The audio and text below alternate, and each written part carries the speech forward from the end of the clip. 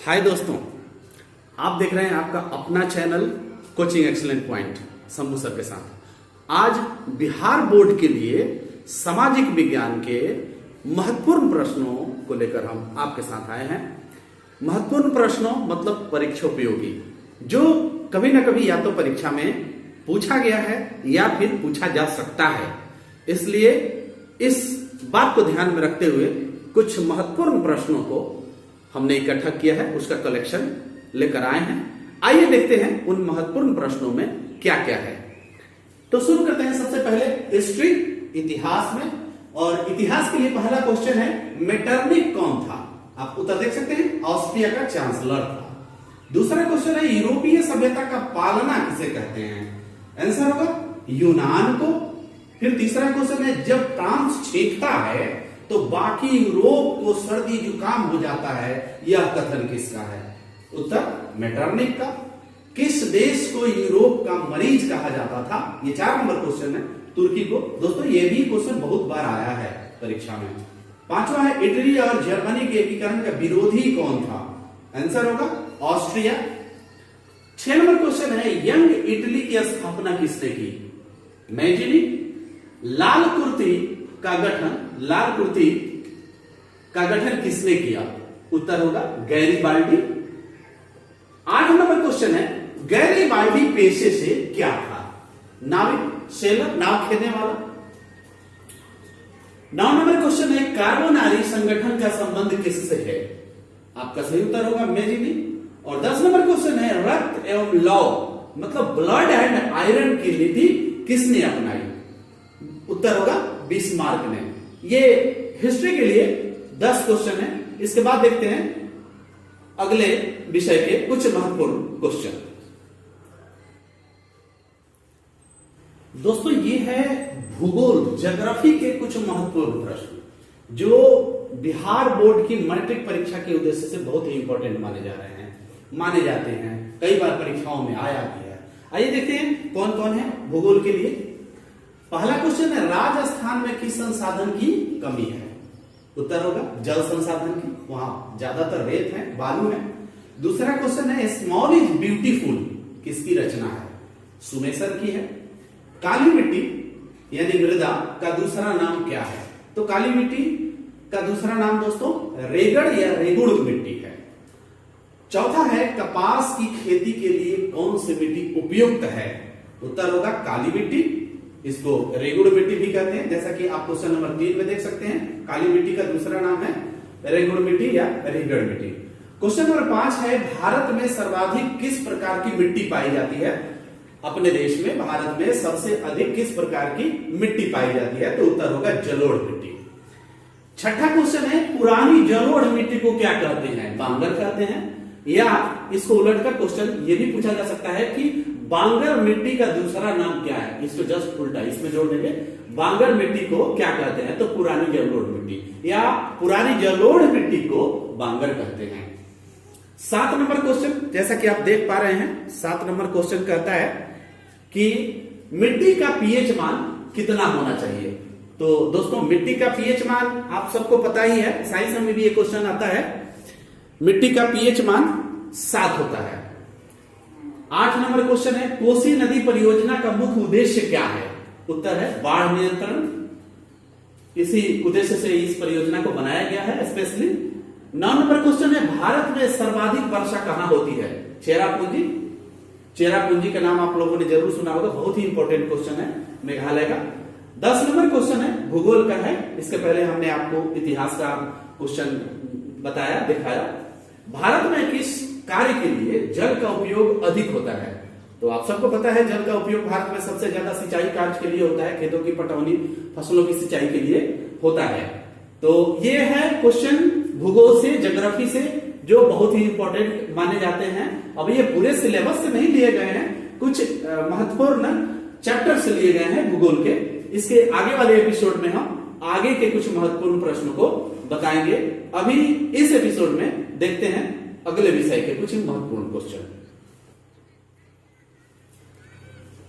आइए दोस्तों देखते हैं कुछ राजनीति विज्ञान, पॉलिटिकल साइंस के महत्वपूर्ण क्वेश्चन जो बिहार बोर्ड मैट्रिक परीक्षा के उद्देश्य से महत्वपूर्ण है। इसमें पहला क्वेश्चन, रंग भेद की नीति के खिलाफ आवाज किसने उठाई? आंसर होगा मार्टिन लूथर ने। दूसरा, भारत में किस तरह की शासन व्यवस्था है? लोकतंत्रात्मक। तीसरा है, लोकतंत्र को और किस नाम से जानते हैं? जनतंत्र या डेमोक्रेसी। चौथा है, लोकतंत्र जनता का जनता के लिए जनता द्वारा शासन है। इसे अंग्रेजी में दोस्तों कहते हैं democracy is the government of the people, for the people and by the people. वही बात हिंदी में लिखा है, लोकतंत्र जनता का जनता के लिए जनता द्वारा शासन है। यह कथन किसका है? तो बहुत ही इंपॉर्टेंट क्वेश्चन है ये राजनीति विज्ञान का। ये कथन अब्राहम लिंकन साहब का है, जो अमेरिका के पूर्व राष्ट्रपति थे। 5 नंबर क्वेश्चन है, पंचायत समिति का प्रधान क्या कहलाता है, या पंचायत समिति का प्रधान कौन होता है? तो उत्तर होगा प्रमुख होता है, प्रखंड प्रमुख भी उसको कहा जाता है। क्वेश्चन नंबर 6 आप देख पा रहे हैं। क्वेश्चन नंबर 6 कहता है कि ग्राम पंचायत का प्रधान कौन होता है? ग्राम पंचायत का प्रधान मुखिया होता है। 7 नंबर क्वेश्चन है, ग्राम कचहरी का प्रधान कौन होता है? उत्तर सरपंच होता है ग्राम कचहरी का। एक तरह का ये पंचायत स्तर का अदालत है, न्यायालय है ग्राम कचहरी। 8 नंबर, बिहार में पंचायती राज संस्थाएं कितने स्तर की हैं? 3 स्तर की हैं, इसे त्रिस्तरीय कहा जाता है।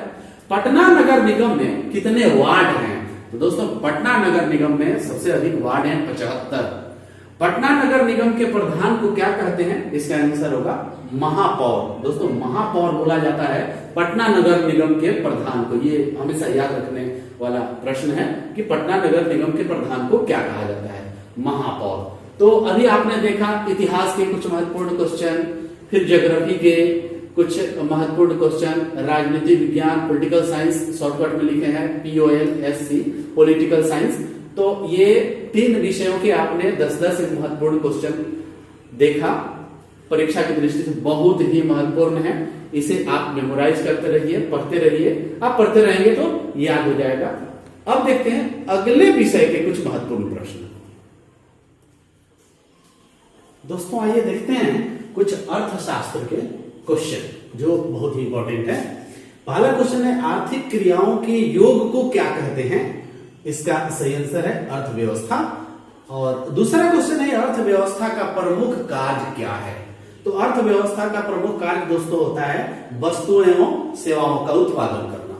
तीसरा क्वेश्चन है, भारत में किस प्रकार की अर्थव्यवस्था है?